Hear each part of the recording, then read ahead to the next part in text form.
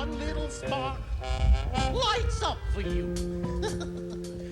Oh, hello there. So glad you're here. I am the Dreamfinder. Now, you see, I've traveled all over the universe collecting the stuff dreams are made of. Sounds, colors, ideas, anything that sparks the imagination. And I've stored them all here in my new home, so my guests can recombine them into amazing and marvelous new ideas. And you never know what kind of figment you may come up with. Let me introduce my favorite. Two tiny wings, eyes big and yellow, horns of a steer, but a lovable fellow. He is my best imaginary friend, and just like that, we're back again.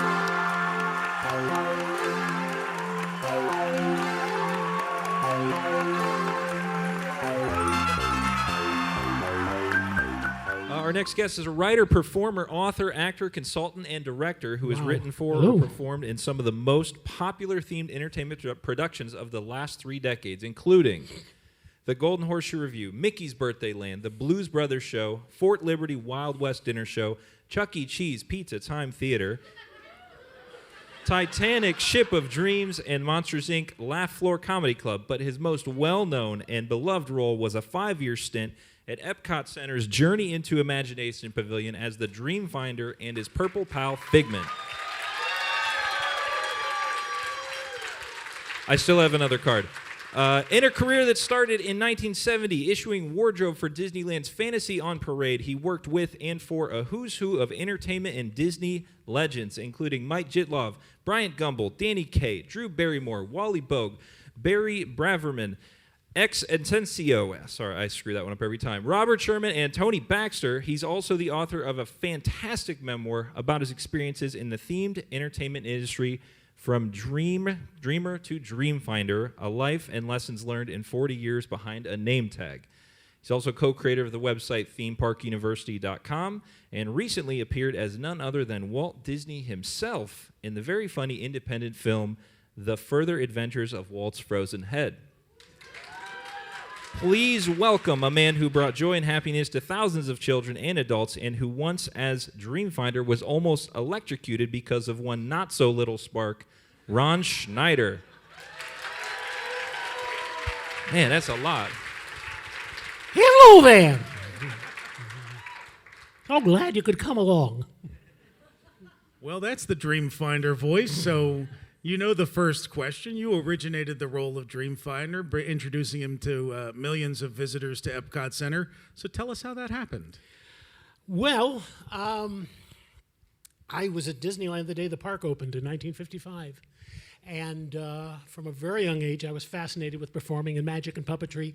And in 1970, I saw Wally Bogue at the Golden Horseshoe Revue.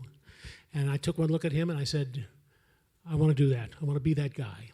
I spent the next 10 years at Universal Studios and Six Flags Magic Mountain and various themed dinner shows getting ready. And in 1980, the 25th anniversary of Disneyland, I was Wally Bogue's understudy at Disneyland's Golden Horseshoe Revue. In 1982, Wally retired, and I didn't get the job. But I attended a seminar at Disney University by Tony Baxter, talking about careers at WED Enterprises. And he started talking about the project he was working on at the time, which was the Journey into Imagination. And he showed us all these graphics, and he held up a picture of Dreamfinder and Figment. And he said, these are going to be the only Disney characters at Epcot. There's not going to be any Mickey, no Goofy, just Dreamfinder and Figment. And I took one look at the picture, and I said, I want to do that. So I went to Sonny Anderson, who was the head of casting. I said, listen, you're going to have this guy walking around. Sonny knew me pretty well by that time. He knew that I'd spent the last 12 years in theme parks playing all kinds of different characters. And he made a call to Florida, asked the head of entertainment, Pete Blaustein, if he'd like to have me over. He didn't know. I knew from Pete Blaustein from the 60s. So it was quite a funny thing for me to sit here and listen to the phone call. That's how I wound up getting the job. And I was nobody else had ever played the character before. There was a fella who did Joe Hudgens, played Dreamfinder for the groundbreaking, and of course Joe Rohde played Dreamfinder in the Dreamfinder School of Drama, and the figure of the Dreamfinder audio animatron was modeled after Joe Rohde. But nobody had any idea what Dreamfinder and Figment were going to be like when they walked around. It kind of fell to me. And so I took everything I knew about performing, and I sat down with Tony Baxter. He gave me a long talk about the gestation of the characters and what they represented, and I just took the thing and ran with it. And you based it on Professor Marvel, right, from Wizard of Oz? The diction, well, anyway? the voice comes from, yes, Frank Morgan, the Wizard of Oz, a fellow by the name of, let's see, it was right there a second ago. What? Thank you. Chuck McCann did the voice of the Dreamfinder and the ride, most of it. And he based it on Frank Morgan, which is the voice everyone's familiar with. So when you hear it, you go, oh my, what's that? Has a strange effect on people. He missed a couple of sessions. There were some holes in the soundtrack. And my first job as Dreamfinder was I went in and I matched his lines. So I got to say, skyrocket soar towards outer space. Imagine yourself in an infinite place. And I was the Dreamfinder on the camera crane at the end of the ride. Figment and I have enjoyed our journey into imagination with you. So I got to fill that in, and then in October of '82, I stepped out with very little preparation, and I was Dreamfinder and Figment. So how did it work when you needed a day off? What happened? Did you have somebody like a body double? What did you do? Not long after I started, they went over to the character department at the Magic Kingdom, and they took Winnie the Pooh out of his costume, and took a wonderful fellow named Steve Taylor. And Steve Taylor was the number 2 Dreamfinder, and we would do there was a morning shift and an evening shift. The middle of the day we would alternate 30 minutes each one of us. So I know that they're very, very careful about having only one Snow White in the park at a time. Not so with Dreamfinder. We were completely unsupervised. Was there 2 Dreamfinders ever accidentally on stage? You guys crossing paths? Only when I was out of costume. Yeah. Okay, gotcha. No, I don't think that ever happened. I can't speak to after I left. I was only there for the first 5 years. And then Steve took over. He did 15 years. He had carpal tunnel syndrome from doing this for 15 years. A wonderful guy. And most of the people who come up to me and say, look, I got a picture with you. No, it's Steve Taylor. Yeah, we actually sent Ron a list of like 20 pictures and said, can you tell us which ones are you and which ones aren't? Because there were some other guys that did it too after you left. Of them, yes. Yeah, so there's a lot of ones that are mixed in there. So sadly to everyone in this audience, the original attraction closed in 1998, and its 2 replacements have failed to connect with fans of the original. Can you tell us why you think the affinity for the original has endured? In a larger sense, the reason if people remember Dreamfinder at all, and if they remember Figment at all, it's because of the original ride. It's nothing to do with what we did walking around, strolling, taking for pictures. The job that Tony Baxter did telling that story, establishing those characters and their relationship, is the reason it's remembered to this day. Just like we're all fans of Disney because of what Walt Disney did. We like the company. Half of what they do now is terrific. Half. But it was Walt Disney and what Walt Disney did and what he stands for that has caused us all to spend the money and come here and sit here in the dark all day. Same thing with Dreamfinder. Dreamfinder was inspired by that guy who used to host the Wonderful World of Color on Sunday nights. And he created Figment right in front of us. Figment was born in that first scene. And Dreamfinder loved Figment. And Figment loved the Dreamfinder. And he was respected. And we came to identify with him. In the 15 minutes that we were on the ride, by the end of the ride, we come into this room, Figment standing in the middle, surrounded by all these screens, and there's all the things that he can do with his life, and we all went, yeah, me too. And we felt that, and we still feel that, and that's why the characters are remembered. Now, It comes time to renovate the attraction because it's in our contract, and there is an executive somewhere who says, I hate that effing dragon. And for some reason, they decided to go without him.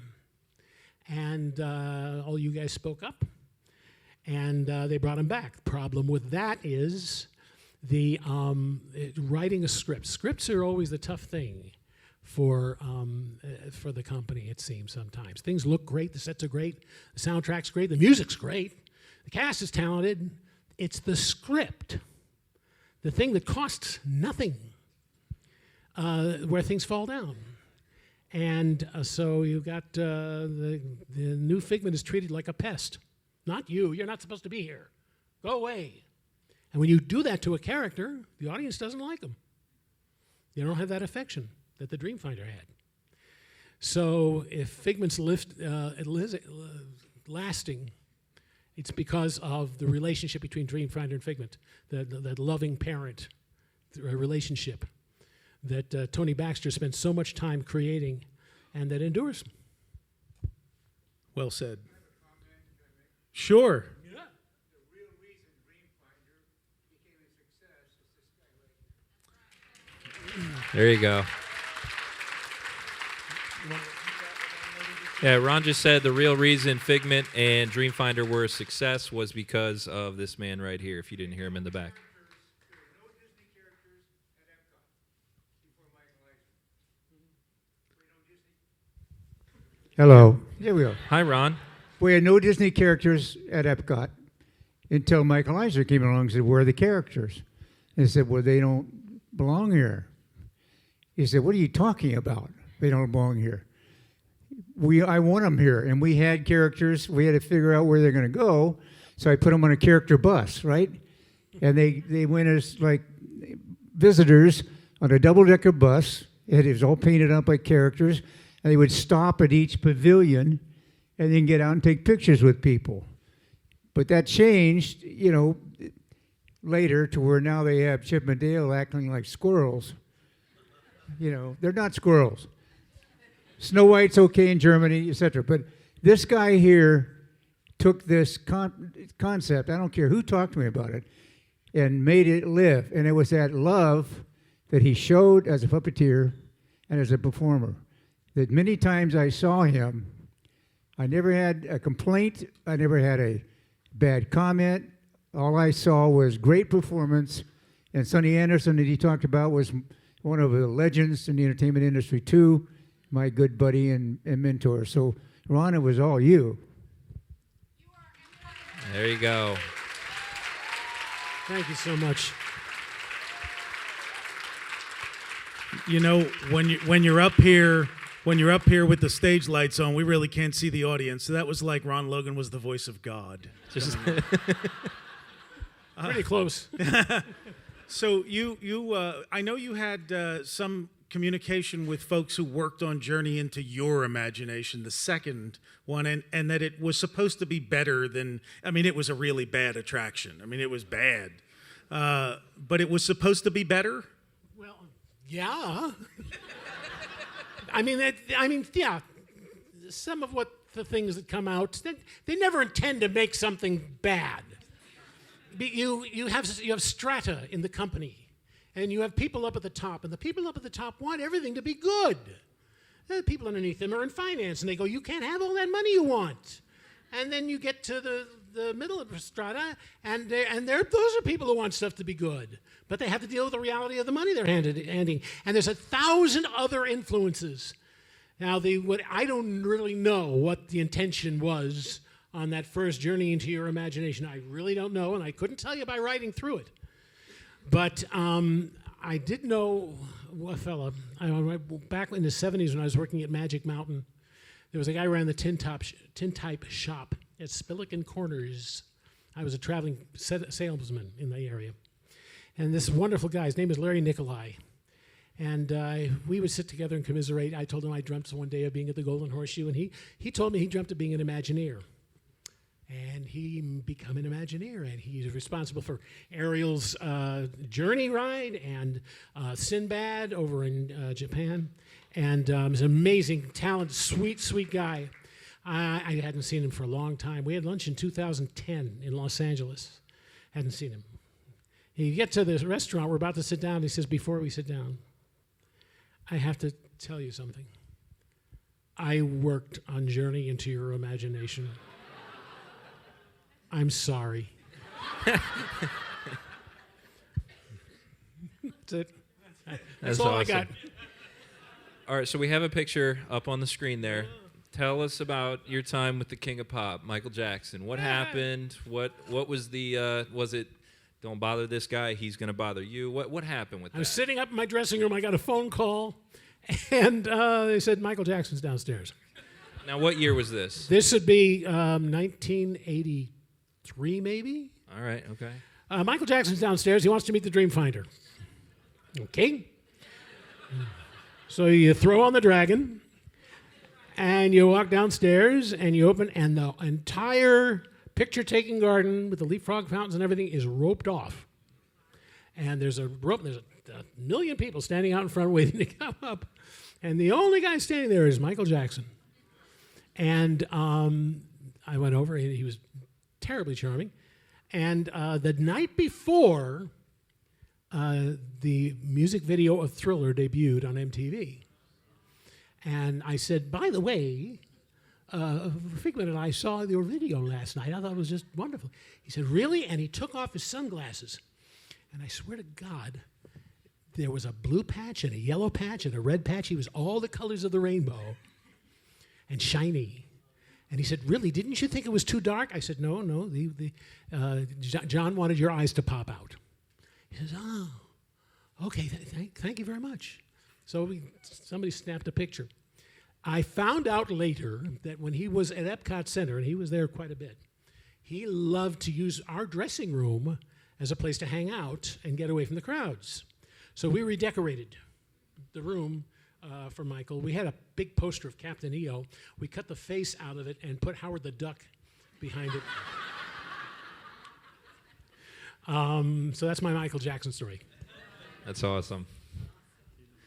All right, so tell us about the time Dreamfinder and Figment went to the Magic Kingdom. And back in the old days, when there was only Epcot and the Magic Kingdom, they would have on Christmas, around Christmas, they'd have a Christmas party at the Magic Kingdom. They closed the park at 6. They closed Epcot at 6. And every employee went over and to the Magic Kingdom, and they had a big Christmas party for us. And they had a big parade. They did Fantasy on Parade, and then we got hot chocolate. And I was watching this one year, and it occurred to me that this entire parade was stuff from the Magic Kingdom. There was nothing from Epcot, and half the people there are Epcot cast members. So I went to management the day after the thing, and I said, listen, we should have Dreamfinder and Figment in that parade, because I think the Epcot people will go crazy. So the following year, they put me in the teddy bear chair. There was a Toy Factory float that had a chair on the front of it with a lift. It could move up and down, side to side, although when I was sitting on it, it didn't go up and down. It just kind of went slowly side to side. And so I get up in the chair, we're backstage, starts to drizzle, and an umbrella suddenly comes up, and I went, oh, thank you, and I take the umbrella, and I look down, it was Snow White. She brought me an umbrella. So, but it finally stopped drizzling, and we went out, and it occurred to me that Figment has never been here before. And so the whole way, I was just playing him that he was doing. I was pointing things out to him and talking about this, and everybody, they went nuts to see us in the parade. And that's the time I actually got to go. Now if you go on YouTube now, there's a guy who took a Figment puppet to Magic Kingdom, took some wonderful pictures. Look for that. Terrific. So you almost got electrocuted. Well, we did.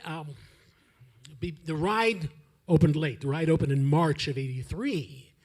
which meant we went the Christmas season, and they had the Christmas parade broadcast, and they were still doing the fun inserts and the attractions. It wasn't all just rock and roll now.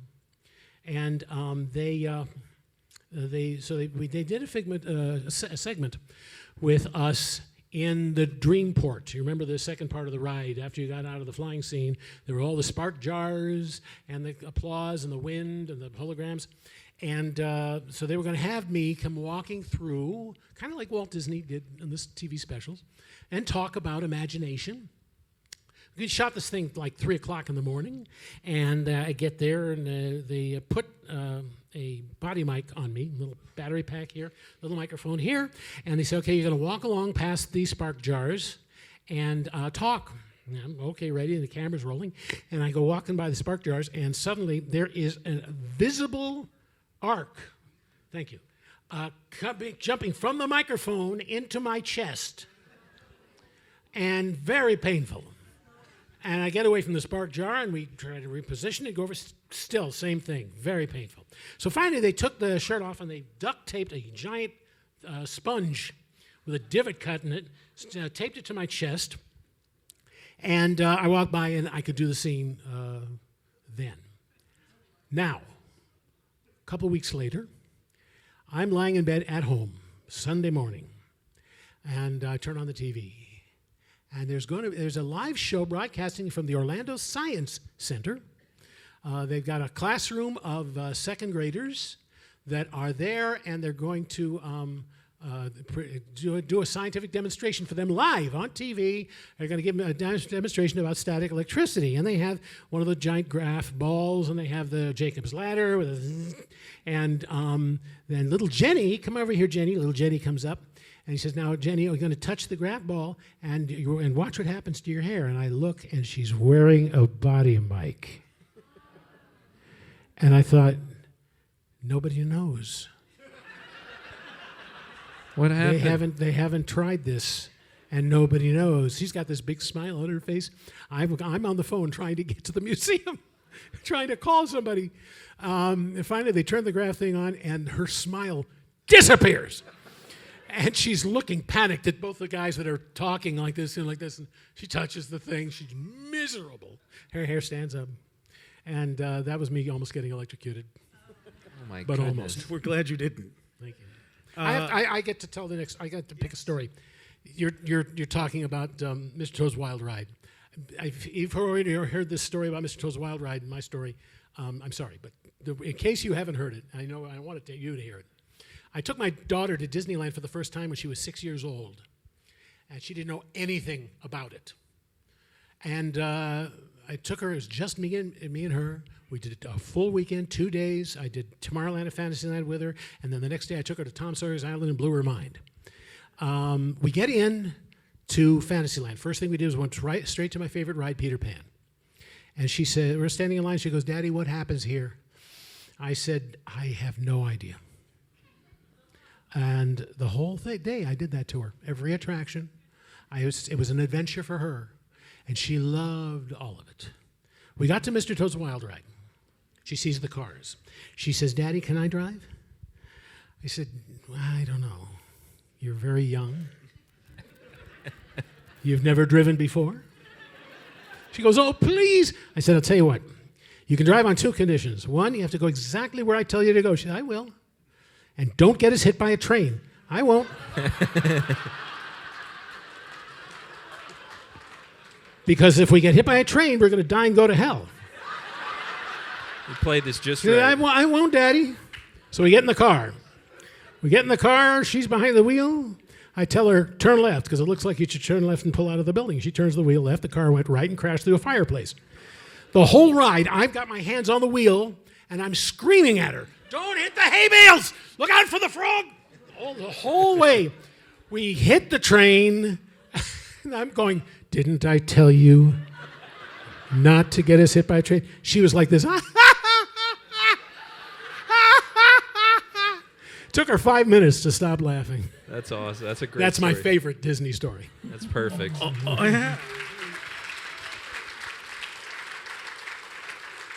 All my dad ever did was put us on the ride and tell us to listen to the rules and don't stick our hands out. I thought we had the clip, but I don't think we do. No. But the Lost Epcot film, can you? We'll put it on the site after the show. But It's online. You can find it in Martin's Martin's tribute. Videos has it. Martin Smith's tribute to the ImageWorks. I about 2 weeks before I was supposed to fly to Florida and move to Florida in September, I get a call so early one morning. Saturday morning, I think it was, and they say, Ron, we need you in Florida. I said, I know, I'll be there in 2 weeks. They said, no, we need you there this afternoon. And what happened was, it was in the contract with Kodak that the pavilion was supposed to be open or have something running in it on October 1st. It had to have something. They knew the ride wasn't going to be anywhere near ready. They weren't sure about the ImageWorks, and Murray Lerner, director of Magic Journeys, was not sure that he'd have the film ready. They had to have something in the building. So they were going to shoot a preview video with Dreamfinder and Figment talking about the ride. And they needed to shoot me, the clip that you saw earlier this evening of Dreamfinder with the too long beard walking through the Rainbow Corridor. That was the very first time I was ever in the costume. And they flew me down to Florida that day. I went and we did that shot. And then next day I was back in Los Angeles. We spent 3 days at WED Tahunga shooting a video, a really strange video, directed by Michael Jitlov. Look him up, Jittlov. Wonderful filmmaker, brilliant stop motion genius. And I was a big fan of his. And we spent the whole 3 days, me running around WED with all these people, all these the people who actually did their shows, and they undercranked the camera, and I ran everywhere very, very fast, and everyone around me was moving. It looked like they were moving in regular time, but I was zip, zip, zip, zip, zip, zip, zip. And it's very interesting glimpse at what was going on at WED. A couple of weeks after we completed it, I got an invitation to a screening at Disney Studios, and I went, and they had all the people who'd worked on it, and I saw the thing, and I didn't like it at all. The beard was all wrong, and I was overplaying it, and I just went to Mike Jitlov afterward and said, thank you very much. And that film's been used 1,000 times in different promotions. If you saw the opening special with Danny Kaye and me and Drew Barrymore, that's the clips that they show while I'm talking. It's there. It's not lost anymore. But just like the interview with Brian Gumbel on opening day on the Today Show, I don't watch it a lot. Before I ask you about your most recent, I won't say last project, your most recent project, I have a image of his book behind me. If you haven't read it and you're interested in themed entertainment, it not only has some great stories from his time working for Disney, but his times working for other entertainment companies, including the Blues Brothers show at Universal that still runs to this day. 28 years later, yeah. Yeah, so that's a Ron Schneider effort there. Of course, it's been fixed several times after I left. Yeah. So Amazon or wherever, we recommend that book a great deal, so they should pick that up. But most recently, I saw you as Walt Disney's Frozen Head. So we're going to exit this stage with a clip from that, but tell us a little bit about the project before we do that. I saw a trailer for this film at a screening, and they had shot everything in the film except for Walt. Walt was not in the trailer at all. And I saw this thing and I went, well, that's interesting. It looks like something that's not going to be as bad as Escape from Tomorrow. I wish I'd been a part of that. And I went home, and a couple months pass, and 3 o'clock in the morning, I'm about to go turn in. I stay up late playing on the computer and watching TV. My fiance's lying in bed next to me. She has to teach school, and she has to get up at 5 a.m. It's 3 o'clock. The last thing I do is check my email, and there's a message asking me if I'd like to audition to play Walt Disney in this movie. And I've been acting all my life. I've done a lot of theater and done a little bit of TV when I was with Disney and stuff. But the role of I've been studying Walt Disney's life since 1966. I'd read every book. The idea of playing Walt Disney I thought was the funniest thing in the world. I screamed laughing. My fiancée wakes up and said, "What are you laughing at?" I said, "I can't tell you. If I tell you, you won't be able to get back to sleep." I said, "What is it?" I said, they want me to play Walt Disney." We lay there laughing till 5 o'clock in the morning. They sent me the script, and I liked the script. The script was like a Frank Capra movie. It was a buddy film, and it wasn't just a lot of cheap shots at Disney. It had its problems, but so I sent them a video audition. I had the beard at the time, and I did put a couple of the lines together in a monologue. And they came back and said, "We'd like you to do it." And I called the director and I said, "I have bad news. I'm a writer, so I'm going to play with my lines." I couldn't touch the rest of the film, and it's important if you do decide to watch the movie to know I had nothing to do with the rest of the film. Okay? But he was very, very amenable, and I got to put a couple gags in there and play with it. And then like a year and a half, 2 years went where they spent putting my head in the box and did a pretty good job of it. And it's on YouTube. You go on YouTube, look for Walt's Frozen Head. The entire movie is right there. Yeah. It's a delight. I really enjoyed it, and I know a lot of people in the audience did too. It's a lot of fun. So before we play that clip, thank you to our original Dreamfinder, endorsed by Ron Logan, as the reason we love the Dreamfinder and Figment. Thank you so much. This is a And we thrill. loved having you with us. Thank you so much. Thank you, Ron. Okay, tell me one more time why we can't go to the Magic Kingdom. Well, we're gonna go tomorrow. Peter, I promised my daughter that we would take her with us. And besides, it's better this way. We can't just go waltzing in there, you know? I mean, we gotta take our time. Play it safe, plan it out. And they're probably expecting us to come in here today. Peter, I'm kind of on the schedule here.